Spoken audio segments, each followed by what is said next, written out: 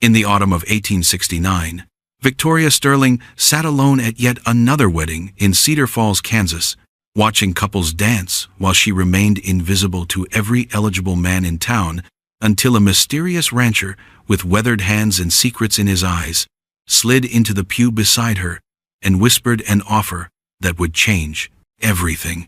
When Daniel Crawford asked her to pretend she was with him, she had no idea that 3 dangerous men were already watching from the shadows, waiting to collect a debt that could destroy them both. But would her newfound courage be enough to protect the first man who ever saw her as more than the preacher's spinster daughter? The church bells rang out across the Kansas prairie on this chilly October afternoon in 1869. But Victoria Sterling barely heard them over the sound of her own heartbeat. She pressed herself deeper into the last wooden pew of Cedar Falls Methodist Church, watching through the doorway as wedding guests laughed and danced in the hall next door. The smell of apple pie and roasted chicken made her stomach rumble, but she couldn't bring herself to join the celebration. At 23 years old, Victoria had become the town's most reliable wedding guest and least noticed woman. Her plain brown dress, though clean and pressed, seemed to fade into the wooden bench beneath her. She clutched her small prayer book with trembling fingers, the same book her mother had given her before dying 5 years ago. The gold letters on the cover had worn smooth from countless nervous touches just like this one. Another happy ending for someone else, she whispered to herself, watching as the bride's younger sister twirled past the doorway in a cloud of pink silk. Catherine Mills, now Catherine Hayes, had married the banker's son in a ceremony that brought tears to every eye in the church. Every eye except Victoria's. She had stopped crying at weddings long ago. The fiddle music grew louder, and Victoria saw her brother Peter emerge from the crowd of dancers. At 19, he already carried himself like their preacher father, with broad shoulders and kind eyes that noticed everything. He spotted her hiding in the shadows and started walking toward her with that worried expression she knew too well. Victoria quickly opened her prayer book and pretended to read. She had memorized most of the verses years ago, but the book gave her somewhere to look when people felt sorry for her. The page blurred slightly as she fought back the familiar sting of loneliness that always came at these gatherings. "You can't hide back here forever," Peter said gently, sliding into the pew beside her. His voice carried the same warmth their father used when comforting troubled parishioners. "I'm not hiding," Victoria replied, though they both knew it was a lie. "I'm just taking a quiet moment to reflect on the beautiful ceremony." Peter studied her face with the careful attention of someone who had watched his sister retreat from the world piece by piece. "Victoria, you know what Mother always said about dancing with life, instead of watching from the corners." Victoria finished. "I remember." She closed the prayer book with a soft snap. "But some people are meant to be watchers, Peter. Not everyone gets to be the bride." The music shifted to a slower song, something sweet and romantic that made couples pull each other closer on the dance floor. Victoria felt her chest tighten as she watched the easy intimacy between the married couples, the way they moved together like they shared the same heartbeat. Peter reached over and squeezed her hand. "You're 23, not 93. Your story isn't over yet." Victoria managed a weak smile, but her eyes drifted back to the dancing couples. She wondered if Peter was right, or if some stories were simply meant to be shorter than others. What she couldn't know was that her real story was about to begin, with the arrival of a stranger who would see something in her that no one else had noticed, including herself. Victoria was still lost in her thoughts when a shadow fell across her prayer book. She looked up to find a man standing in the aisle beside her pew, and her breath caught in her throat. He was tall and lean, with the kind of sun-weathered skin that spoke of long days working outdoors. His dark hair was combed back neatly, but a few stubborn strands fell across his forehead. Most striking were his green eyes, which seemed to see right through her careful mask of contentment. "Mind if I sit down?" he asked, his voice carrying a slight drawl she couldn't place.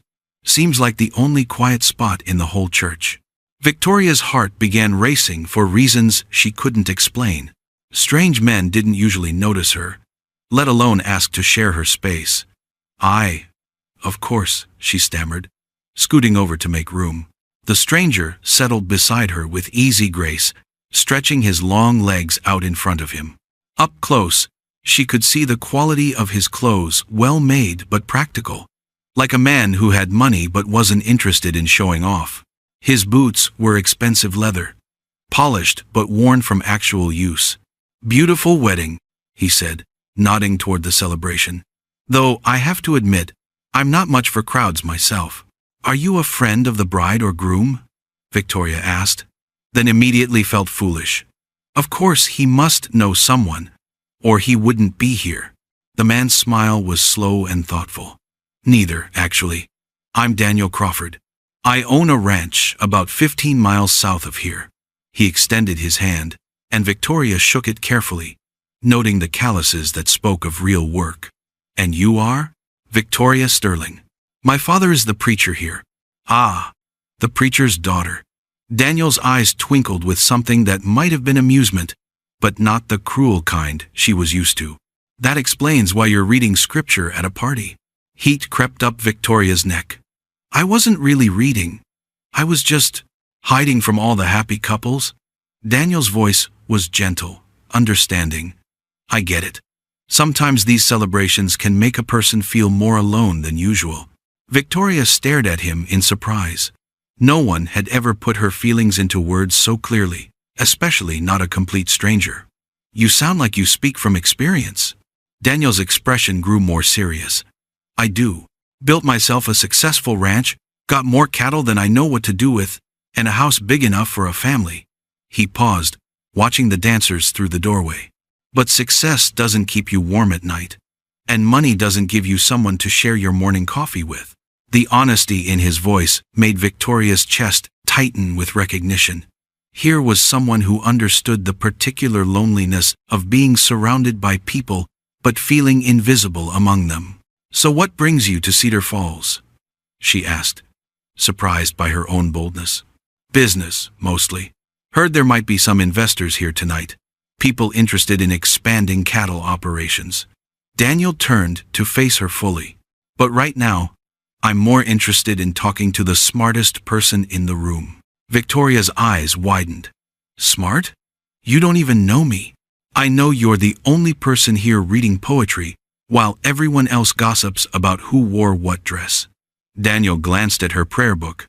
"I know you chose the back row because you'd rather observe than perform. And I know you're probably the only person in this building who could tell me something interesting about this town beyond who's courting whom." No one had ever described her as smart before. Quiet, yes. Well-behaved, certainly. But smart? Victoria felt something shift inside her chest, like a door opening that had been locked for years. The music swelled, and Daniel stood up, extending his hand toward her. "Would you like to dance, Victoria Sterling?" Victoria's mouth went dry. Dancing meant stepping into the light, becoming visible, risking the judgment of everyone who had dismissed her as the preacher's spinster daughter. But something in Daniel's steady gaze made her feel like she might be brave enough to try. What she didn't know was that 3 men had just entered the church hall, their eyes scanning the crowd with dangerous intent, looking for the very man who had just asked her to dance. The fiddle strings sang sweet and low as Daniel spun Victoria across the wooden floor, her brown dress swirling like autumn leaves in the wind. She had never felt so light on her feet, as if the music itself was lifting her above all the whispers and stares that usually followed her wherever she went. "You move like you were born to dance," Daniel said, his green eyes twinkling in the lamplight. "Makes me wonder what other secrets you're hiding." Victoria's cheeks turned pink. "I'm not hiding anything. I practice sometimes, in my room, when no one's watching. Well, now everyone's watching, and they can see what I see. A woman who deserves to be noticed." Around them, other couples moved to the music, but Victoria felt like she and Daniel were dancing in their own private world. Mrs. Henderson nodded approvingly from her chair near the refreshment table. Even grumpy old Mr. Pike was smiling as he watched them glide past his corner spot. "Tell me about your ranch," Victoria said as they swayed together. "What's it like living under all that sky?" Daniel's expression grew distant, like he was seeing something far beyond the church walls. "It's peaceful. Just me, the cattle, and miles of grass that goes on forever. But peaceful can get mighty lonely when the sun goes down and there's nobody to share supper with." Something in his voice made Victoria's heart skip. "Is that why you came to town? Looking for company?" "Partly," Daniel guided her through a gentle turn. "But mostly I came because word travels fast about railroad men sniffing around these parts. Man in my position needs to know which way the wind's blowing." Before Victoria could ask what he meant, Mayor Patterson appeared beside them with his chest puffed out like a rooster. "Mr. Crawford, just the man I wanted to see. My wife tells me you own considerable land west of town." Daniel's jaw tightened, but he kept his voice pleasant. "Some. Well then, you'll want to hear about the Kansas Pacific's plans. They're surveying a route that could run right through your property. Could make you a very wealthy man indeed." Victoria felt Daniel's grip on her hand grow tighter. "I'm already wealthy enough, Mayor." "Nonsense. No such thing as too much money, especially for a young man looking to start a family." The mayor's eyes flicked meaningfully toward Victoria. "Speaking of which, I don't believe you've met my daughter Charlotte. Lovely girl, just turned 18, plays piano beautifully." Heat flooded Victoria's face. Even in this one perfect moment, she was being pushed aside for someone younger, prettier, more suitable. But Daniel's hand remained steady on her waist. "I'm quite content with my current partner, thank you," Daniel said firmly. The mayor blinked in surprise, then forced a laugh. Of course, just being neighborly." He wandered off, muttering about missed opportunities. Victoria stared up at Daniel. "You didn't have to do that." "Do what?" "Choose me over the mayor's daughter. Everyone knows Charlotte Patterson is the prettiest girl in 3 counties. Daniel stopped dancing and looked down at her with such intensity that Victoria's breath caught. "Victoria Sterling, you listen to me carefully. Pretty is just paint on the outside of a house. What matters is what's built underneath. And you," he touched her cheek gently, "you've got the strongest foundation I've ever seen." The evening air carried the scent of wood smoke and dying flowers as Victoria stepped onto the church porch, needing a moment to catch her breath after all the dancing. Her heart was still racing, though she wasn't sure if it was from the music or from Daniel's words. Behind her, the wedding celebration continued with laughter and fiddle songs, but out here in the October darkness, everything felt different. More real. More dangerous. "Getting some air too?" Victoria jumped at the voice. Her younger brother Peter emerged from the shadows near the church steps, his face serious in the moonlight. "Peter, you scared me half to death." "Good. Maybe you need to be scared." Peter moved closer, and Victoria could see worry lines creasing his 19-year-old face. "Victoria, what do you really know about this Daniel Crawford? He's kind. He's lonely. He asked me to dance when no one else would." Victoria crossed her arms. "What more do I need to know? How about the fact that he's been asking questions all over town? About who owns what land? About railroad plans? About who might be selling their property?" Peter's voice dropped low. "Jake Morrison heard him talking to some strangers at the hotel yesterday. Rough-looking men who didn't seem much like ranchers." Victoria's stomach twisted. What kind of questions? The kind that make folks nervous. Like maybe he's not just here for a wedding. Peter stepped closer. "Sister, I know you're not used to men paying you attention. But what? But I'm so desperate I'll believe any story a handsome stranger tells me?" Anger flared in Victoria's chest. "Is that what you think of me? I think you've got the biggest heart in Kansas, and some men know how to use that against a woman." Before Victoria could respond, the church door opened and Daniel stepped outside. In the lamplight spilling from the doorway, his face looked harder somehow, more weathered than she'd noticed before. "Everything all right out here?" he asked, his eyes moving between Victoria and Peter. "Just having a family discussion," Peter said coolly. Daniel nodded slowly. I see.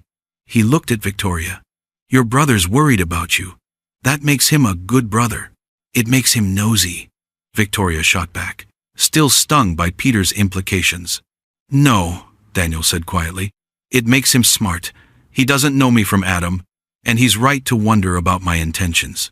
Daniel's green eyes met Peter's directly. Your sister deserves someone who'll be honest with her, even when the truth might cost him something he wants. Peter's eyebrows rose. And are you planning to be honest with her? I'm planning to try.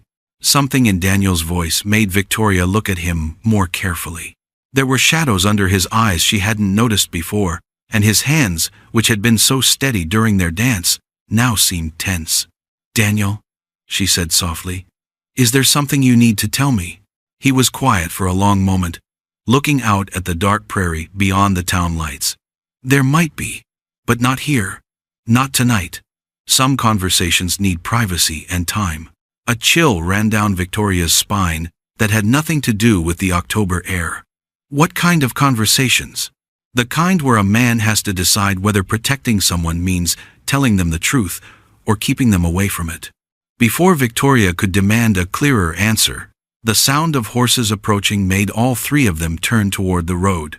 3 riders were coming up the path to the church, their faces hidden in shadow, but their posture, speaking of purpose and urgency. Daniel's whole body went rigid. His hand moved instinctively toward his hip, and Victoria realized, with a shock, that he was wearing a gun under his jacket. Get inside, Daniel said, his voice sharp with command. Both of you, now. But it was too late. The riders had seen them on the porch, and the lead horseman was already calling out across the darkness. Daniel Crawford! We need to have ourselves a talk! The church door slammed open so hard, it rattled the windows. Victoria's heart jumped as 3 dusty strangers walked in like they owned the place. Their spurs clinked against the wooden floor, and everyone stopped talking at once. Well, well, said the tallest man with a gray mustache. His voice cut through the room like a knife. Look what we found hiding at a wedding party. Daniel's hand found Victoria's arm, squeezing tight. She could feel his muscles tense up like a cat ready to run. Something was very wrong. Friends of yours? Victoria whispered. But Daniel didn't answer. His green eyes were locked on the strangers. The gray-mustached man smiled, but it wasn't a nice smile. Daniel Crawford, been chasing you all over Kansas, partner. You're a hard man to find when you don't want to be found. Victoria felt the blood drain from her face. Partner? Daniel had never mentioned any partners. She looked around the room and saw worry on every face. Even Mayor Patterson looked scared. This is a wedding, Daniel said quietly. His voice was calm, but Victoria could hear the danger underneath. Whatever you want can wait. Oh no, it can't. The stranger laughed and took another step closer. See? You owe us money, Crawford. A lot of money, and we're tired of waiting for it. Victoria's stomach dropped. Money? How much money? She watched Daniel's face, looking for answers, but his expression gave nothing away. The money's in the bank, Daniel said. In Topeka. We can ride there tomorrow and settle this properly. Tomorrow's too late. The second stranger spoke up. He was shorter but meaner looking, with small dark eyes that reminded Victoria of a snake. We want our money now. Victoria felt trapped between wanting to run and needing to stay. What had Daniel gotten himself into? More importantly, what had he gotten her into? How much? She heard herself ask. All 3 strangers turned to look at her. The gray-mustached one grinned. Well now, the little lady wants to know about business. How sweet. Leave her out of this, Daniel said sharply. Why should we?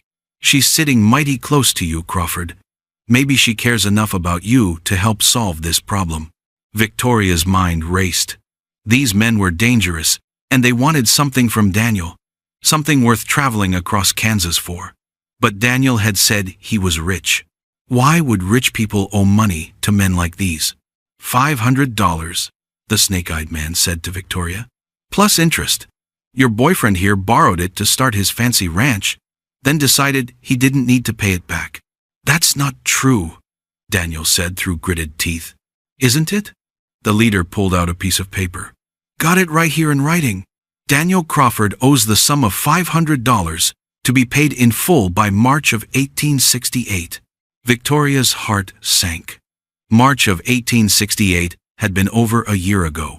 I've been making payments, Daniel insisted. Every month for 3 years, check your books. We don't care about your payments, the third stranger said. He was the youngest but somehow the scariest. We want it all. Now. The room had gone completely quiet, except for the sound of Victoria's heart pounding in her ears. She looked at Daniel and saw something she'd never seen before. Fear. But not fear for himself. Fear for her. What happens if he can't pay?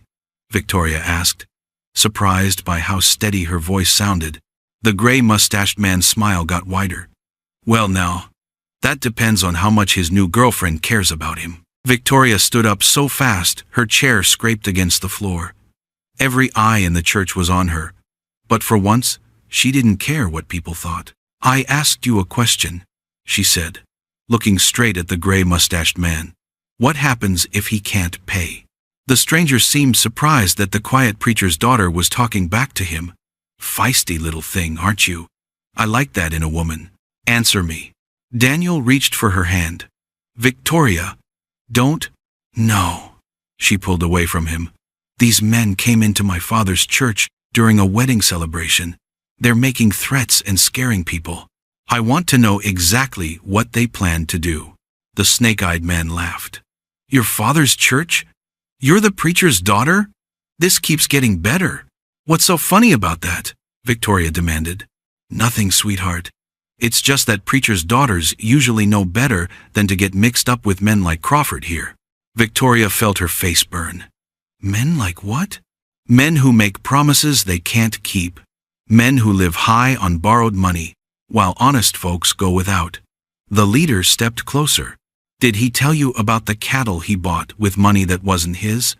The land he claimed with promises he never meant to keep? Victoria's world tilted. She looked at Daniel, searching his face for denial. Instead, she saw guilt. Is that true? She whispered. Daniel's jaw worked for a long moment. When he finally spoke, his voice was barely audible. It's not that simple. It's simple enough, the youngest stranger said. He owes money. He won't pay. So we take something he values instead. Like what? Victoria asked, though she was starting to understand. Like his reputation. Like his business. Like his pretty new girlfriend. The words hit Victoria like a physical blow. She wasn't just a dance partner anymore. She was leverage.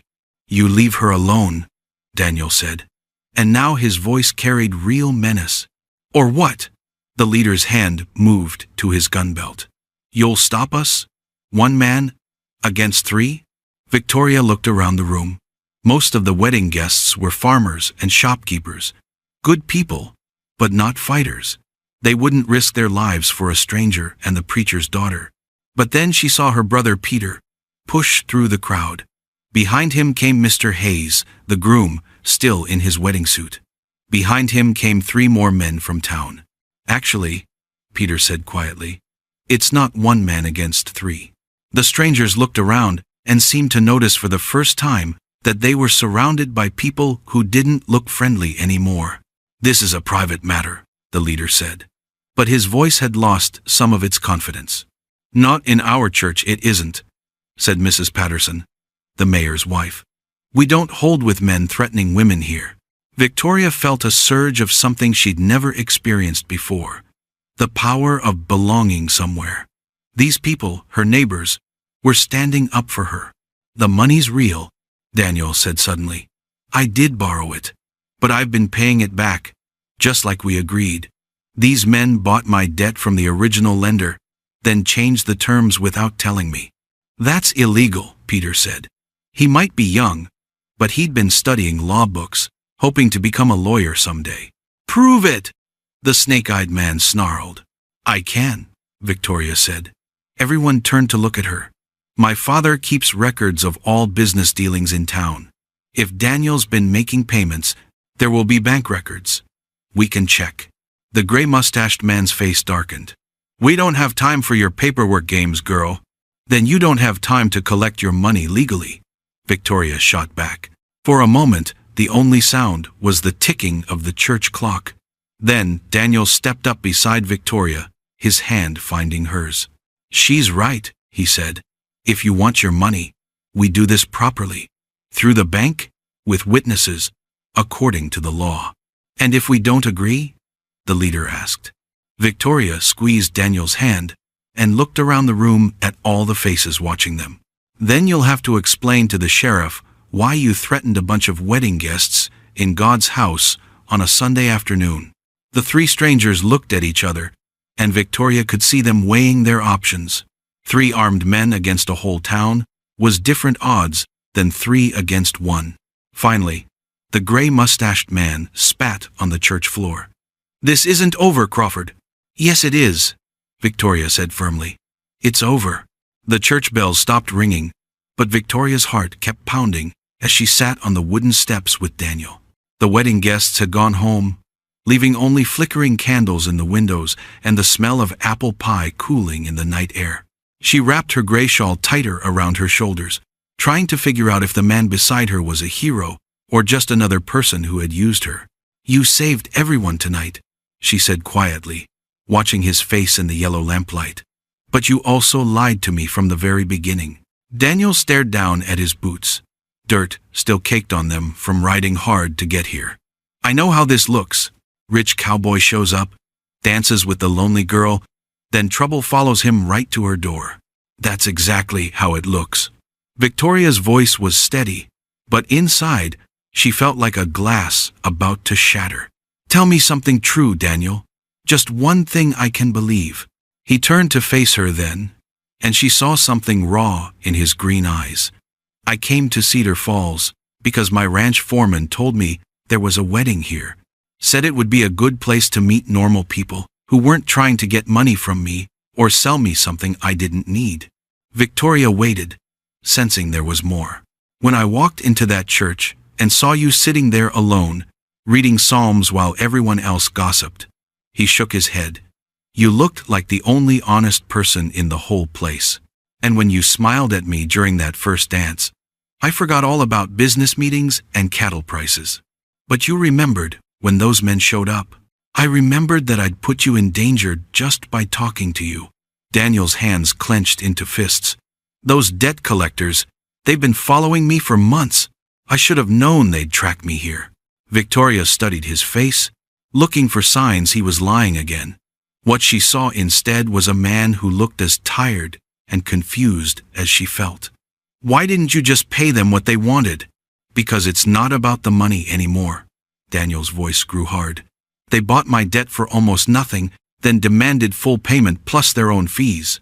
If I give in now, every 2-bit criminal west of the Mississippi will know I'm an easy target. The prairie wind picked up, carrying the scent of wheat fields and the distant sound of coyotes calling to each other. Victoria had lived in Kansas her whole life, but tonight the familiar sounds felt different somehow. Those men called me the preacher's old maid daughter, she said suddenly. Daniel's jaw tightened. They were trying to hurt you because they couldn't hurt me. But they weren't wrong. Victoria looked down at her plain brown dress, at hands that were soft, because she'd never done real work, at shoes that had never walked anywhere more exciting than the general store. I am 23 years old, unmarried, and I spend my days writing stories about places I've never been and people I've never met. So maybe I'm tired of being safe all the time. The words surprised her as much as they surprised Daniel. Maybe I'm tired of sitting in the back pew, watching other people live their lives while I just write about imaginary ones. Daniel was quiet for a long moment. When he spoke, his voice was gentle. What are you saying, Victoria? She stood up, smoothing her skirt with hands that only trembled a little. I'm saying that tonight, I stood up to armed men. I defended you in front of the whole town, even when I wasn't sure you deserved it. And for the first time in my life, I felt like I was actually living, instead of just watching. And? Victoria looked out at the dark prairie, at the endless sky full of stars she'd never really noticed before, and I want to know what else I'm capable of. 3 months later, Victoria Crawford stood in the kitchen of the small house Daniel had built on his ranch, reading a letter that made her hands shake with excitement. Outside the window, she could see him working with the new horses he'd bought, his movements careful and patient as he gentled a black mare that had been wild just weeks before. "Daniel!" she called, waving the paper in the air. "You need to see this." He looked up from the corral, grinning at the excitement in her voice. It had taken weeks for her to stop looking over her shoulder for danger. Weeks more for her to believe that their quiet happiness was real and not just another story she'd made up in her head. The marriage had surprised everyone in Cedar Falls, especially her father. But Preacher Sterling had grown to appreciate Daniel's quiet strength and the way his eyes lit up whenever Victoria entered a room. More importantly, he'd seen how his shy daughter had bloomed into a confident woman who laughed more in 3 months than she had in the previous 3 years. "What's got you so worked up?" Daniel asked, washing his hands at the pump before coming inside. "It's from the Kansas City Star newspaper." Victoria could barely contain her excitement. "They want to publish my story about what happened at the wedding. The editor says readers are hungry for true tales about real people in the frontier." Daniel's eyebrows shot up. "You wrote about us?" "I wrote about a woman who discovered she was braver than she thought, and a man who learned that running from problems just brings them to your doorstep faster." Victoria's cheeks flushed pink. "I may have changed the names. What did you call me?" "Samuel Mitchell, successful cattle rancher with a mysterious past." Daniel laughed, the sound echoing through their small but comfortable home. "And yourself?" "Margaret Thompson, the minister's daughter who shocked her entire town by standing up to dangerous men." Victoria grinned. "The editor wants to pay me $50 for it, and he asked if I have more stories like it." "Do you?" Victoria looked around their kitchen, at the curtains she'd sewn herself, at the table where they ate breakfast together every morning while planning their day. Through the window, she could see the vegetable garden she'd planted, the chickens pecking in their yard, the wide prairie that no longer looked empty to her but full of possibilities. "I think so," she said slowly. "I think there are stories everywhere, if you know how to look for them." Daniel pulled her into his arms, and she marveled again at how right it felt to be held by someone who saw her exactly as she was and liked what he saw. What kind of stories? Stories about people like Mrs. Henderson, who's been secretly teaching the Mexican children to read English. Stories about old Pete Morrison, who pretends to be grumpy but leaves food for hungry travelers. Victoria's voice grew stronger as she spoke. Stories about women who discover they don't have to choose between being safe and being happy. "Speaking of being happy," Daniel said, his voice suddenly serious, "I got a letter too today." Victoria's stomach tightened. "Good news or bad news?" "That depends on how you feel about taking a trip." Daniel reached into his shirt pocket and pulled out an envelope. "My cousin writes that there's good land for sale near Denver. Says a man with my experience could make a real fortune there, especially if he had a wife who could help him with the business side of things." Victoria stared at the letter, her mind spinning. Denver was hundreds of miles away, a real city, with theaters and bookshops and opportunities she'd only dreamed about. It was also far from everything familiar, everyone she'd ever known. "What do you think?" Daniel asked quietly. Victoria walked to the window and looked out at the prairie that had been her whole world for 23 years. Then she looked at her husband, the man who'd shown her that she was capable of far more than she'd ever imagined. "I think," she said slowly, "that the best stories come from people who aren't afraid to turn the page and see what happens next." Daniel's smile lit up the whole room. "Mrs. Crawford, I believe you're ready for your next adventure." As the sun set over the Kansas prairie, Victoria thought about all the women like her who sat in back pews and wrote stories about other people's lives, who believed that wanting more made them selfish or foolish. She wanted to tell them what she'd learned, that sometimes the person you're meant to be is hiding just underneath the person you think you have to be, waiting for the right moment to step into the light. The girl who'd sat alone at Catherine Mills's wedding was gone, replaced by a woman who knew her own mind and wasn't afraid to speak it. And the best part was, this was only the beginning of her story.